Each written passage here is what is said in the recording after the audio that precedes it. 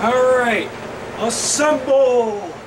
Spoiler alert, yeah, it's the line that they were trying to say at the end of the movie. You know, Captain America has them all together, and he says Avengers, and he's about to say it, he goes, and it just cuts to the credits. I mean, you're like, come on, no! Though I have been hearing that he didn't really say Avengers Assemble, and it wasn't really, the word assemble wasn't cut out. I don't know, but it was just like, come on! I mean, we're about to hear it being said in a movie for the first time. It wasn't said in the first movie, and it could have been said in this one, but anyway. Avengers Age of Ultron. Now, first off, not really based off of the comic Age of Ultron. There is a comic called Age of Ultron, but the movie's not really based off of it. I guess the movie guys, they just thought of just taking the name Age of Ultron and make it sound, well, pretty epic and sinister, and yeah. So it's just really more or less just Ultron arriving and stuff like that. So, I mean, Age of Ultron, the comic, was just more like that Age of Apocalypse comic. You know, Apocalypse rules the world and it's all dystopian future and everything. Age of Ultron, pretty much like that, just with Ultron.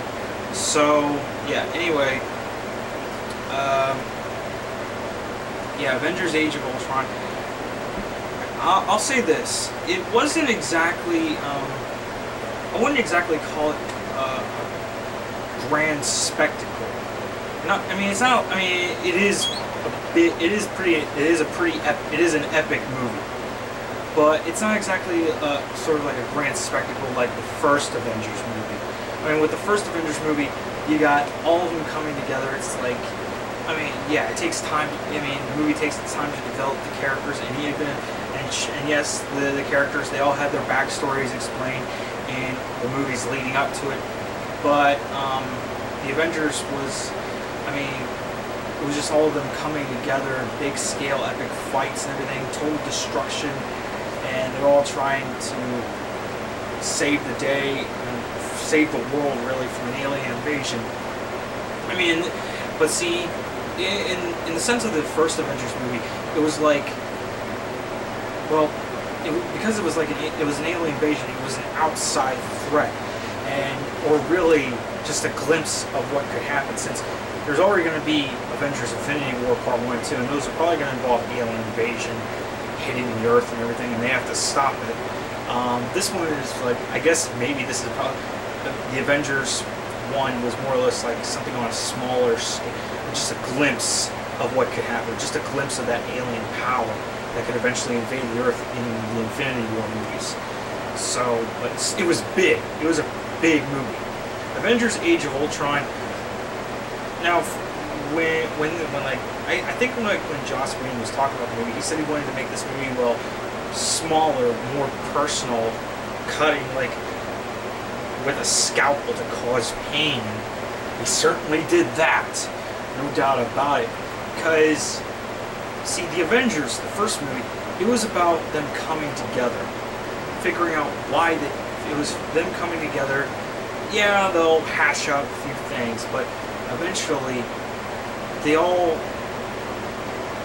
work together. They all become, well, basically a family of sorts, which is something which is what Joss Whedon tends to run with in almost everything he does. It's a pretty dysfunctional family, but probably not the most dysfunctional family. Well, who knows? Age of Ultron is really, for me, it's more or less questioning why they're together and how they're going to stick together. And if they're going to keep running together and questioning what's their end game. And I liked how Iron Man was the one to do that. He was because he's the billionaire philanthropist, genius, playboy.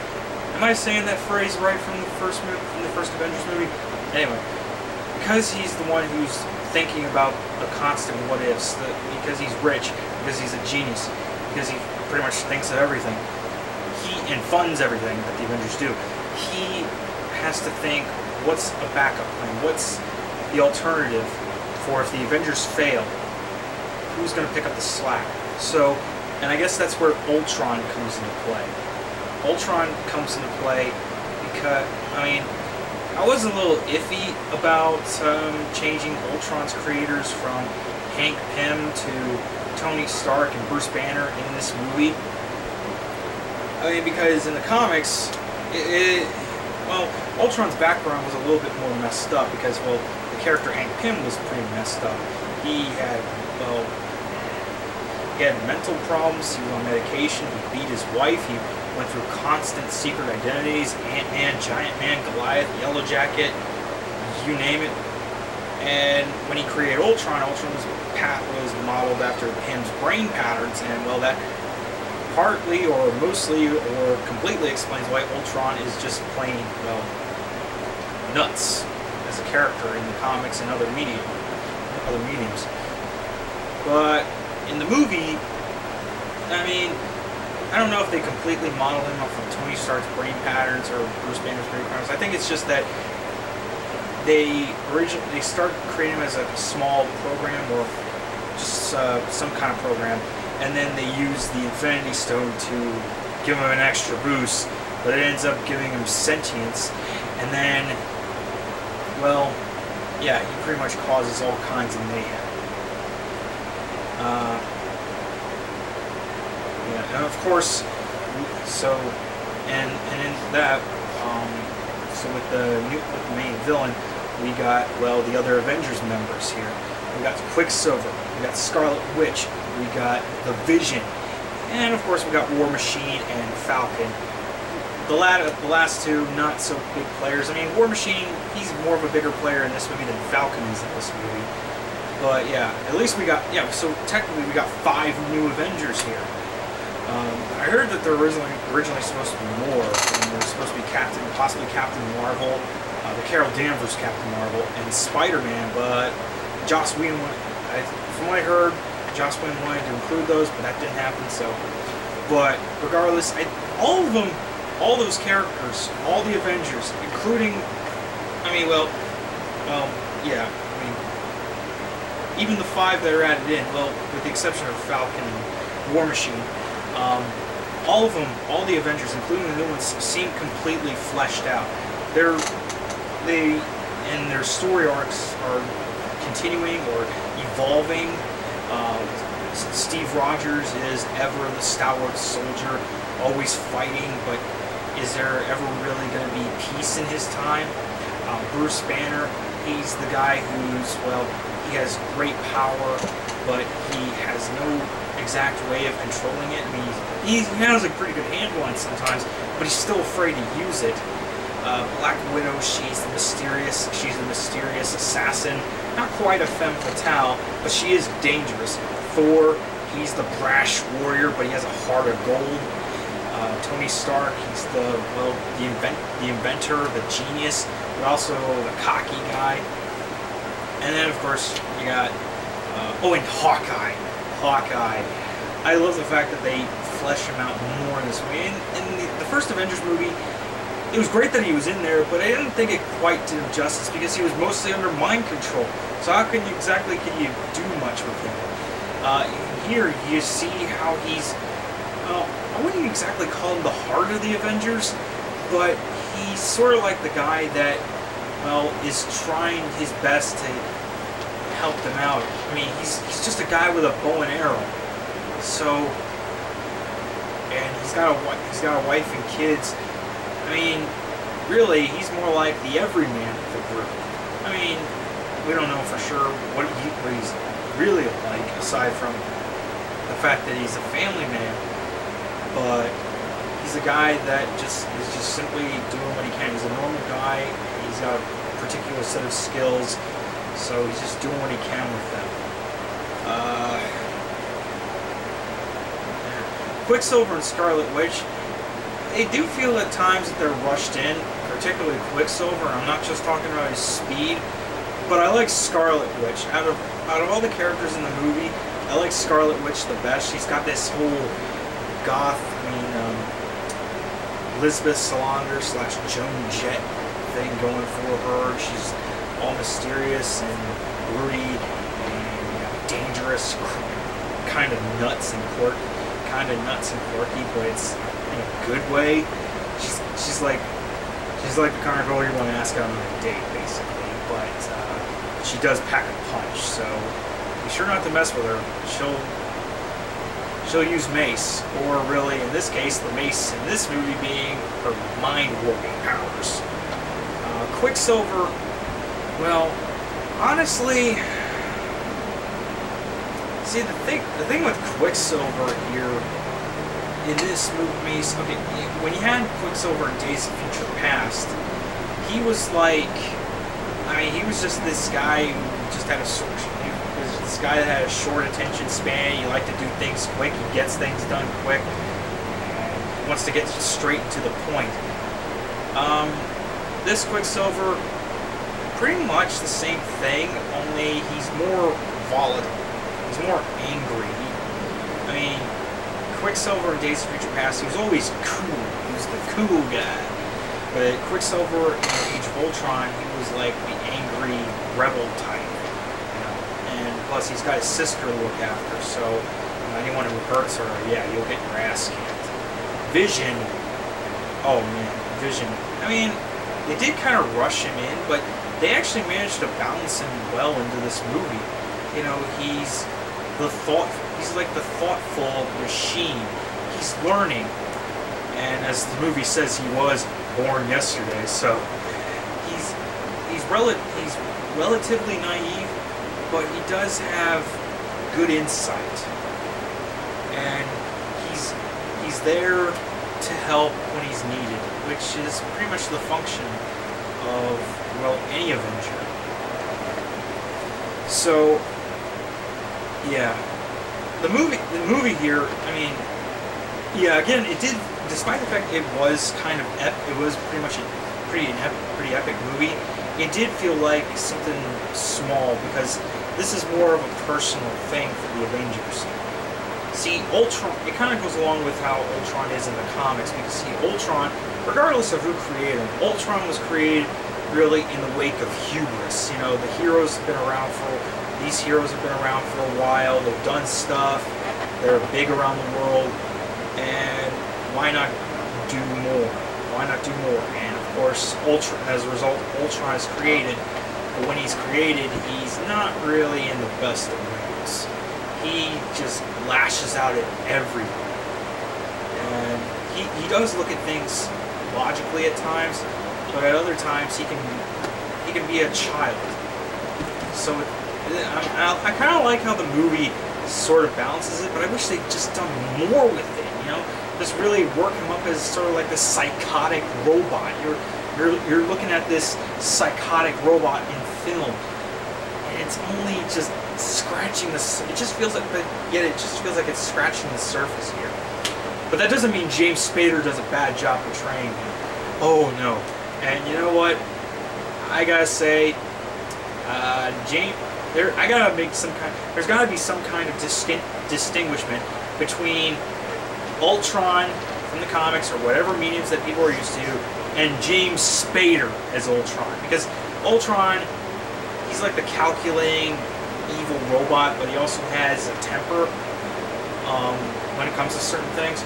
But James Spader, on the other hand, James Spader, oh man, no matter what you see him in, James Spader is always a rascal.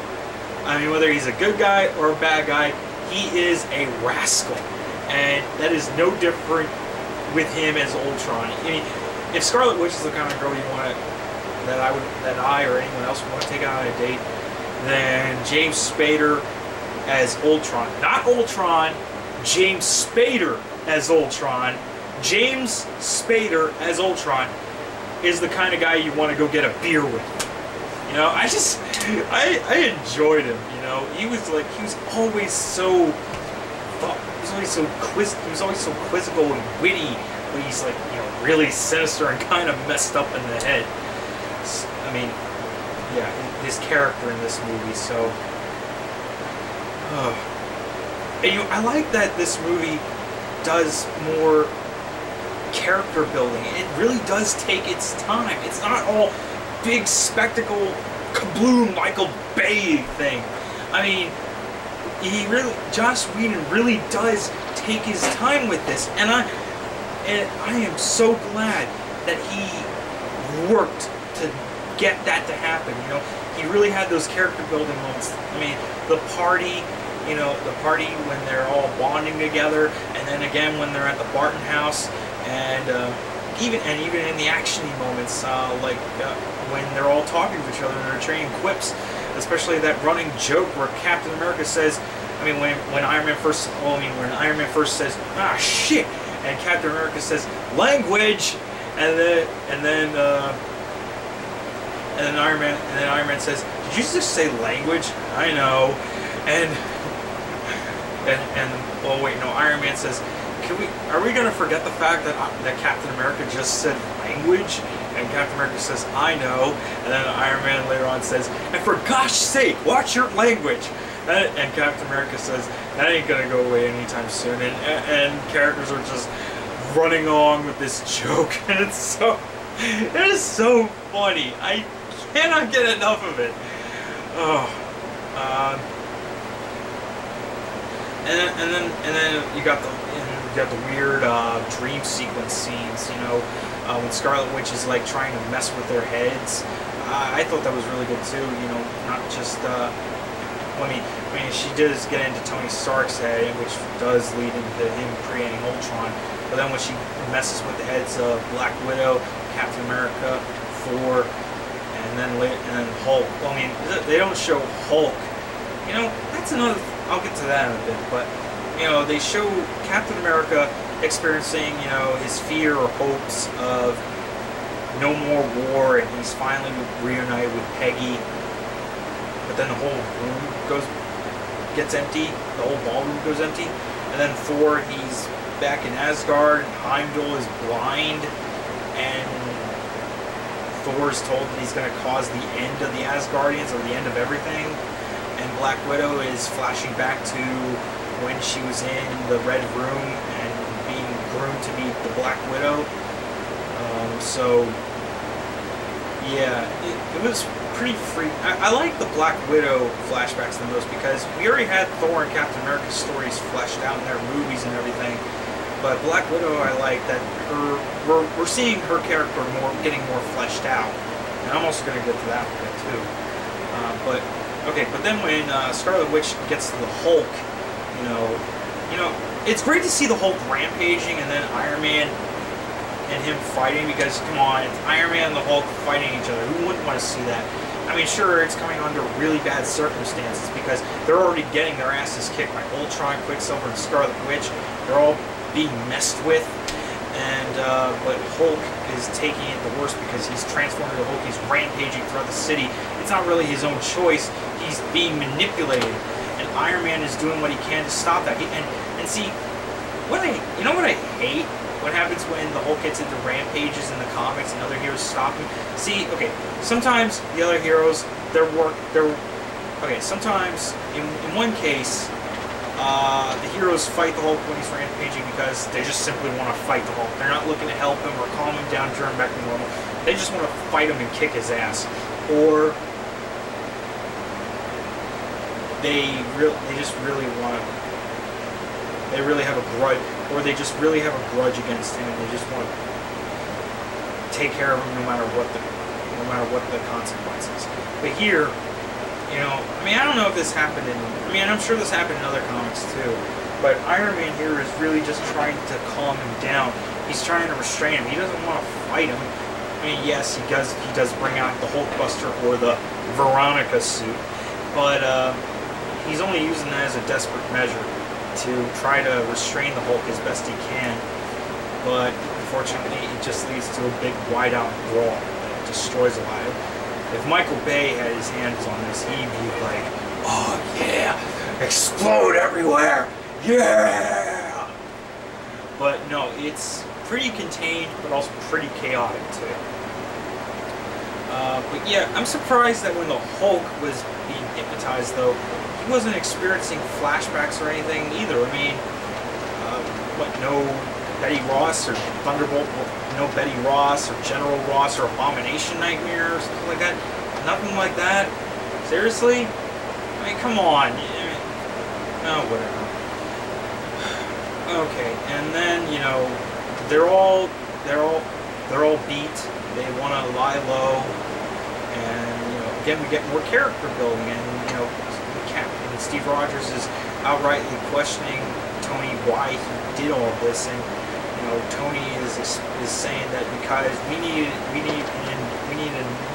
plan. We need a plan in case things go bad and we all die. I mean, and Steve Rogers is like, well, we got to do these things together, okay? We can't just go about willy-nilly, take matters into our own hands. I mean, not just any one of us. We got to do it together. And Iron Man is like, well, you know, that's fine, but sometimes we got to take the initiative. We got to do whatever we can. And Captain America is like, well, sometimes that kind of mindset just results in trying to stop a fight before it starts. That just results in a lot of bad things happening. And of course, Nick Fury comes in and tries, you know, get them all into shape because he helped form them. He sort of helped form them. So now he's trying to give them a reason to stay together. And of course, yeah. So then the Vision gets created, and again, kind of rushed in, but you know, again, it fits well in the movie, and then finally we get to the big battle. And like with the first movie, it was pretty well built up. I mean, it does get a bit, does go in different directions at times, but it is a real spectacle. It is like, it's really like watching a comic book come to life. You're seeing all these heroes fighting together, fighting off the Ultron drones. You're seeing them all showing off their powers, their skills, and it's just amazing how it works. And it even does it all. It even does it in slow-mo, so you can appreciate what you're seeing, and it works. Okay. I mean, and yeah, you see, and of course there's the Joss Whedon character death. You know, you can't have something Joss Whedon. You can't have a Joss Whedon story without a death. And Quicksilver gets killed, and that was like a shame. Spoiler alert, yeah. That was really a shame. I mean, though I do question, is this like Marvel's way of saying, hey, you don't give us Quicksilver, fine, we'll just put him in and kill him off, and he's all you're working with. I don't know. I can't help but feel something. There's like something. I know there's a Fox joke in there somewhere, but who knows? And really, this whole movie, it paid off very well. You're seeing all these characters together. You're seeing all this stuff happening, and you just can't help but love it. I mean, it's not exactly as big as the first one, but it is a big movie. And oh yeah, one other thing, maybe a few other things. The Black Widow thing. Recently, I heard that Joss Whedon was getting bashed on Twitter for his treatment of Black Widow in Age of Ultron. There was that scene when there was the part where Black Widow talks about how she was sterilized as part of her training / graduation in the program. Yeah, and I think some people call him misogynist or an asshole, all kinds of stuff. Okay, you know, to those of you who think that Joss Whedon is a misogynist, you mind sticking your head out of your ass, or sticking your head out of whatever hole, whatever crevice, whatever butthole it's been shoved up for so long. Seriously, look at the stuff that Joss Whedon has done and think, does this look like the work of a misogynist? I mean, Buffy the Vampire Slayer, Angel, Firefly, Serenity, the Avengers, all the stuff that he's done, whether it's TV shows, movies, comics, does any of that stuff say misogynist to you? No. Calling Joss Whedon a misogynist is like calling Dr. Oz a real doctor, or the Kardashians worthwhile and entertaining, or Justin Bieber funny. Well, actually, I might have to take the Justin Bieber being funny back. He was actually funny on his Comedy Central roast. Not gonna lie, if you haven't seen Justin Bieber's Comedy Central roast, watch it. He was actually pretty funny when he roasted everyone back. So yeah, Joss Whedon, he has very feministic stories. So again, he doesn't strike me at all feminist. Maybe the Joss Whedon of an alternate universe, the mirror universe. Maybe there's an alternate universe Joss Whedon that's misogynist, but the Joss Whedon that exists here, in this reality, he doesn't strike me as misogynist. In fact, I don't think he's misogynist. He's not misogynist at all. Okay. As for the whole thing with Black Widow, well, okay, yeah, when she says that she got sterilized and she tells Hulk that take comfort that you're not the only monster on the team. You know, she was saying that to comfort him, you know, because he thought that he was a monster and he doesn't belong on the team because everyone else seems so stable compared to him. 2. Okay, this is so far the most character development that Black Widow's been getting in the Marvel Cinematic Universe. She was just introduced in Iron Man 2, and in the Avengers, we're seeing her, she's being this sort of mysterious person. We get slight hints as to what her background was like. In Captain America Winter Soldier, I mean, she has a bigger role than ever, but she's the friend of Captain America. She's trying to help keep him in balance, you know, trying to keep his head up and everything. In Age of Ultron, we're seeing more into her backstory here. What her life was like in the Black Widow program and everything. So far as what I know, she didn't really choose the life she had. She didn't choose to be an assassin. This was kind of like forced on her. So she was just making the best out of a bad situation. And in so being, well, she got she got sterilized in the program. And okay, from what I understand, Black Widow, she was working with the KGB. I mean, she worked with the KGB she worked for the KGB in the comics, and I believe the cinematic universe states the same too. She worked for the KGB or the Russian government, and you know, you got all this conspiracy theory, fiction stuff, you know, like how, or maybe some real world stuff, like how in the Cold War, the Russians or the Soviet Union, they had soldiers and they did things to them, you know, and try to make them in a way superior to other soldiers and spies. So Black Widow is kind of like an example of that in that kind of territory. So, you know,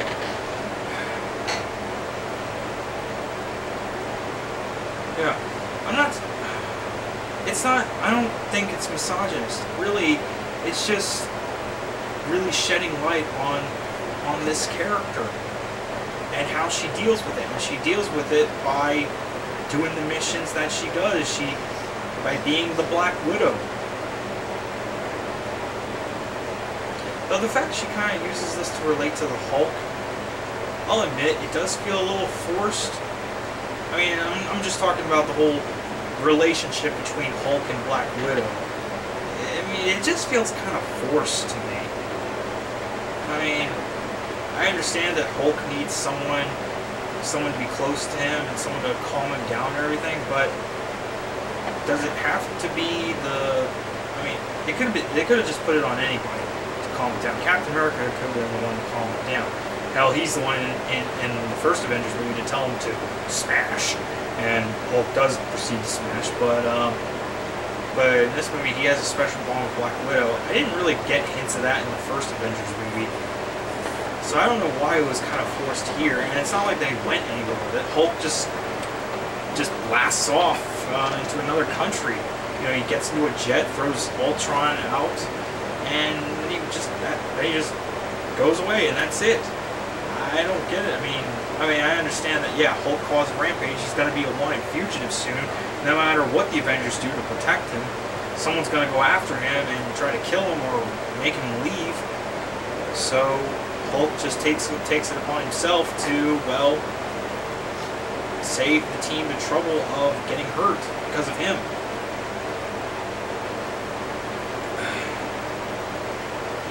And I kind of thought that it was going to lead into, you know, what the next Hulk movie, if there's ever going to be a next Hulk movie. You know, he was going to get blasted off into another planet, you know, leading into Planet Hulk and then World War Hulk, but I guess not. He just crash lands into another country. And that's it. So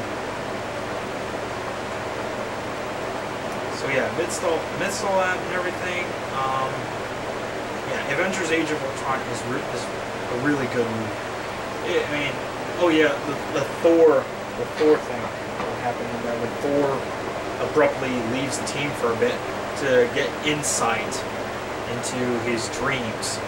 Yeah, you couldn't have done that a little bit later, maybe, or something. You know, I'm sure they could have used your help when they, you know, went to get the Vision from Korea and Black Widow got captured. You could have prevented Black Widow from getting captured. But then again, but at the same time, if he hadn't gone to that pool and gained insight, he wouldn't have figured out what was going on with, like, the Infinity Stones and the Vision getting created. He wouldn't have been able to help the Vision get created. So yeah, all that aside, it is a pretty good movie. Though it does feel like at times stuff was cut out. And from what I heard, there was approximately maybe 30 minutes of footage cut out from this. And there was even supposed to be scenes with Tom Hiddleston as Loki. And I hear that, you know, the Blu-ray director's cut would have that in there. I hope that's the case. You know, because, you know, speaking of director's cuts, I'm hoping that Rogue cut of Days of Future Past comes by where we see Rogue in it. Anyway, boy, yeah, this was a really good movie, and I enjoyed the hell out of it. But, you know, and it does, I mean, it does have some lead-ins into what's going to happen next for the Marvel Cinematic Universe. You know, the Infinity War thing. You got Thanos put in at the end credit scene, and he grabs his Infinity Gauntlet and says, "I'll do it myself." You know, finding the Infinity Gems, and sort of a lead-in to Thor Ragnarok, and then Captain America: Civil War. This movie feels more like more of a lead-in into other movies than the first Avengers did, and that kind of takes away some of the epicness that we were supposed to have gotten. But that doesn't make it a bad movie. It just feels kind of, well, less in a way. But, you know, again, it's still a good movie. Definitely go see it. You know, assemble and go see it. I'm Phil.